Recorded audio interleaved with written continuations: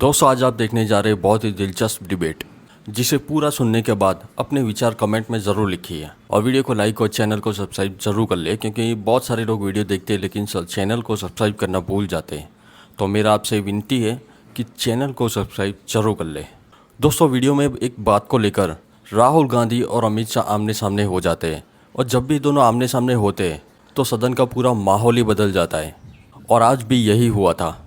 मेरा बोलने का क्रम मैं तय करूंगा, इस तरह से नहीं चलेगी संसद। वो बात क्या थी जिसे आप आगे वीडियो में देखने वाले हैं।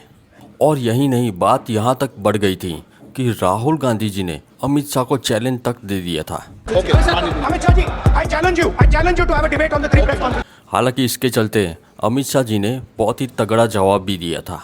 तो मोदी जी को भी सर लोगों ने प्रधानमंत्री बनाया भाई, आपकी कृपा से नहीं बने हैं। इस जवाब को पूरा सुनने के बाद अपने विचार कमेंट में ज़रूर लिखिए। सबसे पहले सुनते हैं कि राहुल गांधी जी क्या कहना चाहते हैं, सुनिए। स्पीकर सर, मेरा कल एक सवाल था जो हिंदुस्तान के इतिहास में पहली बार डिसीजन लिया गया कि इलेक्शन कमिश्नर्स को फुल फुल इम्यूनिटी दी जाएगी। ठीक है, ये है ना, इसका जवाब इसका पीछ मैं खत्म नहीं किया सर। इसके पीछे जो थिंकिंग थी वो हमें सबसे पहले बताएं। ठीक है। दूसरी बात, नहीं हरियाणा की जहां इन्होंने बात की, इन्होंने एक उदाहरण लिया, वहां पर अनेक उदाहरण हैं। वो भी आपने दिया था ना, 19 वो भी आपने दिया था, इसलिए दिया वो भी 19 लाख वहां के फेक लोग वो उदाहरण आपने दिया था, इसलिए उसका जवाब दिया वो भी। और ये भी हमें बता दीजिए, actually let us have a debate on my press conference. Let us go, let us have very good idea, let us have a debate on the press conference. Amit Shah ji, I challenge you to have a debate on the three press conferences. Please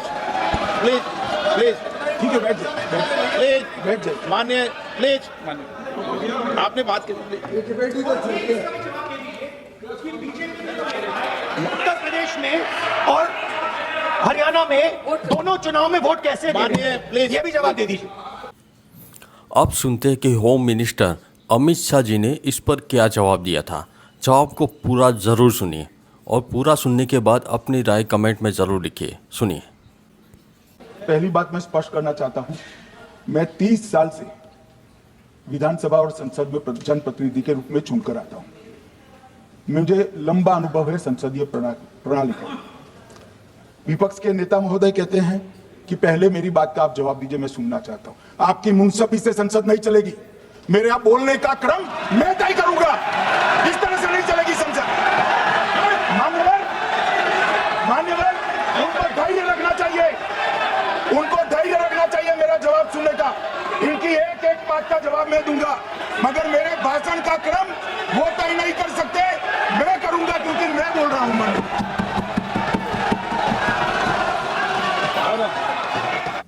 एक minute गृह मंत्री, क्या गलत बोला उन्होंने यही बोला, आपने जो बात उठाई है मुझे कब बोलना है मैं तय करूंगा, यही बोला ना।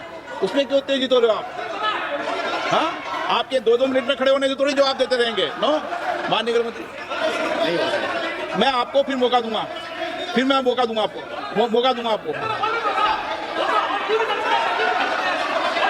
हाँ बोलिए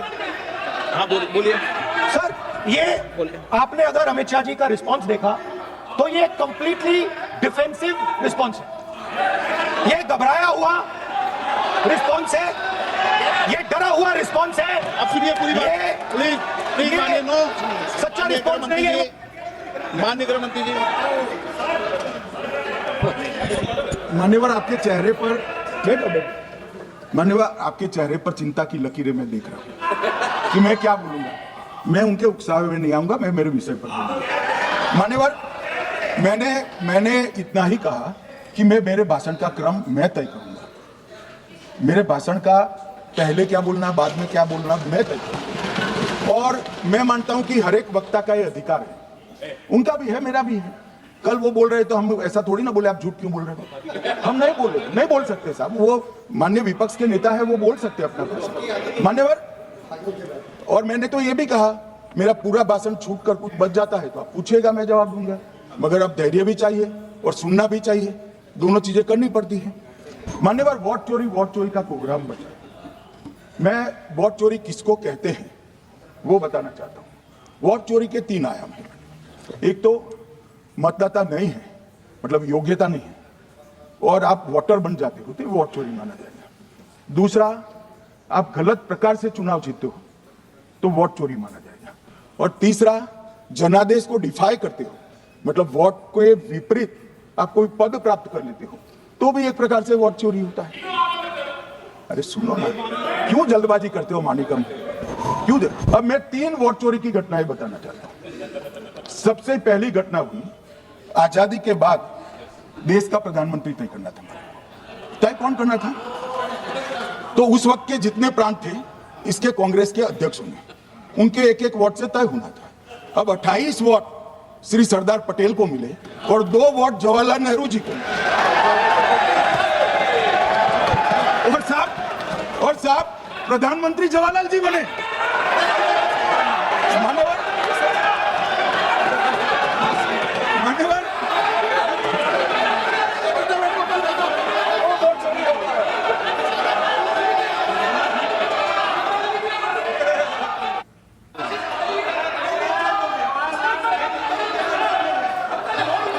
प्लीज माननीय गृह मंत्री जी, माननीय गृह मंत्री जी,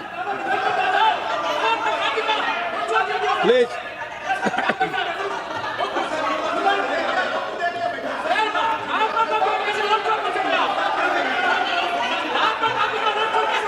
बैठो बैठो, बैठिए माने, प्लीज प्लीज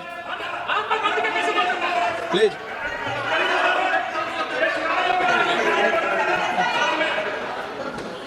मान्यवर दूसरी, प्लीज बैठिए बैठिए माननीय सदस्य, प्लीज, हर बार नहीं उठते, बैठिए।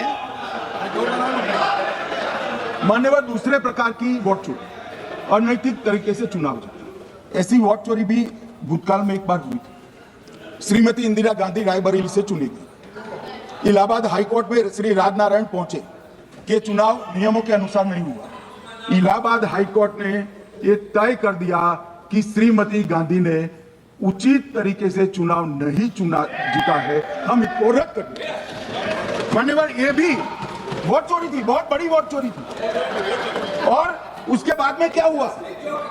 उसके बाद में क्या हुआ? उसके बाद में वो वोट चोरी को ढकने के लिए संसद में कानून लाया कि प्रधानमंत्री के खिलाफ कोई केस ही नहीं हो सकता। मैं विपक्ष के नेता को कहना चाहता हूं, इम्यूनिटी की बात आप चुनाव आयोग की पूछ रहे हैं, इसका तो मैं जवाब दूंगा, इसका मैं जवाब दूंगा इम्यूनिटी का। मगर ये इम्यूनिटी जो श्रीमती गांधी ने दी थी, इसके लिए आपका क्या कहना है? और उन्होंने तो स्वयं के लिए ले ली। उनका आरोप है। ऐसे नहीं चलता मान्यवर, आप जब बोले, जब 5-5 मिनट उठेंगे क्या? ये मान्यवर उनका आरोप है। आप भी बोले, आप भी बोले, आप भी बोले ना, गलत। 1-1 मिनट में सदस्य नहीं उठेगा ना। मान्यवर उनका आरोप है कि सरकार ने बनाया तो लोकतंत्र ने बनाया, तो जो समय का केस था वो बताया है, आगे का तो बताया। मोदी जी को भी सब लोगों ने प्रधानमंत्री बनाया है भाई, आपकी कृपा से नहीं बने हैं मान्यवर। तो दोस्तों इस विषय के बारे में आपकी राय क्या है मुझे कमेंट में ज़रूर लिखिए। और अगर वीडियो पसंद आया हो तो वीडियो को लाइक और चैनल को सब्सक्राइब करना बिल्कुल ना भूलें। तो मिलते हैं अगली वीडियो में, तब तक के लिए जय हिंद, वंदे मातरम। वीडियो देखने के लिए बहुत बहुत धन्यवाद।